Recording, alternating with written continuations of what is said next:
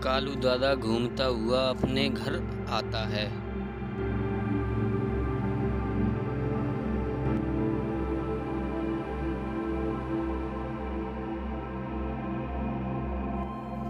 आके वह अपनी बहन टुनटुनी को देखता है।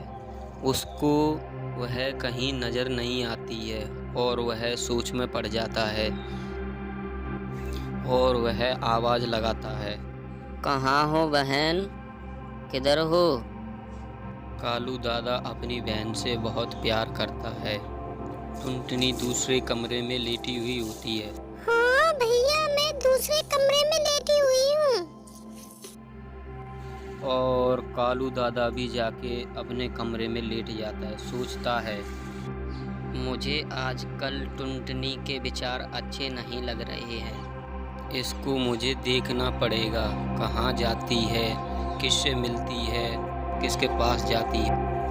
अगले दिन सुबह टुनटुनी और टूनेश्वर दोनों एक जंगल में मिलते हैं। टूनेश्वर, मेरे भैया को कुछ धीरे धीरे शक सा होता जा रहा है। मैं क्या करूं? कैसे बताऊं अपने भैया से कि मैं तुमसे बहुत प्यार करती हूं? कैसे बताऊं?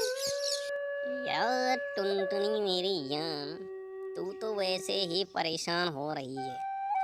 तेरे टूनेश्वर का सभी जगह बहुत अच्छा नाम है, समझे। अपने पास बहुत सारा पंटा लोग है और उनसे निपटने के लिए मगर मैं तेरे भाई से बात करने जाऊंगा।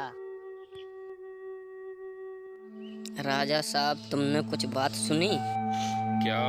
कालू की बहन टूनेश्वर से प्यार करती है, ये अफवाह तो सभी जंगल में फैल गई। आप जंगल के राजा हो, आप कालू दादा को समझाओ, टूनेश्वर की शादी करा दे टुनटुनी से। मैं कालू से बात करता हूँ। राजा साहब, कालू भी तो आया है, उधर बैठा है, देखो वहाँ पे। क्यों कालू, यह बात सही है क्या? अगर सही है तो वैसे टूनेश्वर कोई बुरा लड़का नहीं है, उससे शादी करा दो टुनटुनी की। मैं तो एक राजा के नाते समझा रहा हूँ। तुम्हारी बहन भी उससे प्यार करती है और वह भी आपकी बहन से प्यार करता है और लड़ाई झगड़ा करने की कोई बात नहीं है। नहीं राजा साहब, वो तो मैं देख लूँगा, ये मेरा मैटर है, मैं किसी को नहीं बुला रहा। अगली सुबह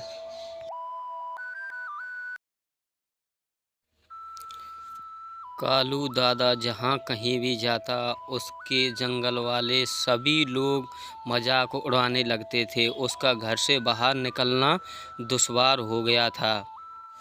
जो लोग उससे बात करने में झिझकते थे, डर लगता था, वह लोग उसकी मजाक उड़ाने लगे। कोई भी कालू दादा से नहीं डरता। कालू दादा शर्म से चुपचाप ऐसे ही चला जाता।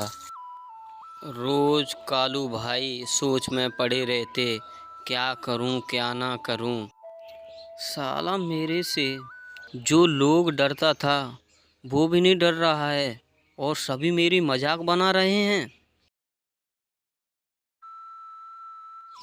टूनेश्वर बेखबर घूमता है, उसको कोई टेंशन नहीं है कालू से।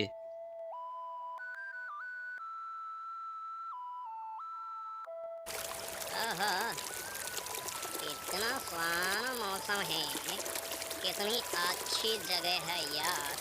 अगर इस जगह मेरी टुनटुनी जान होती तो कितना मजा आता।